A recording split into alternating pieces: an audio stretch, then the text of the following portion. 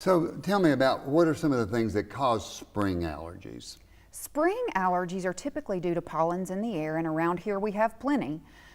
Tree pollen primarily, and then in late spring we start to develop the grass pollen. So tree pollen will start about when? Well, it's already started, so it's mid-March, so early March sometimes we get tree pollen. And are there certain trees that cause problems, or almost all trees? Really almost all trees cause problems. There are certain ones locally that cause more problems than others. So if I'm allergic to tree pollen, do I have to walk under that tree as it's pollinating to get the problem? How does the pollen find its way to the sufferer? Yes, unfortunately you don't have to be right next to the tree.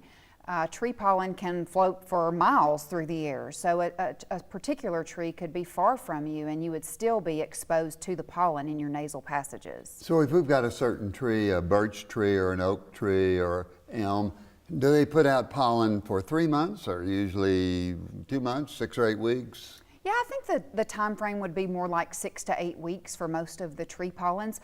Unfortunately, by the time you get to the end of tree pollen season, grass is already in full swing. So the tree pollen would be March, April, into May? And starting into May as well. And grass would be? Well, I think we pick up grass at the end of April and early May sometimes. So there's even a crossover of both of them. Absolutely, there's an overlap. Is that the yellow stuff that we see on our car that we All can write our over name? the car, that as soon as you wash it off, it's right back the next day. So that's pollen. That's right. Well, we don't see it when it floats around the air, but we see when it settles. That's right. We can write our name there.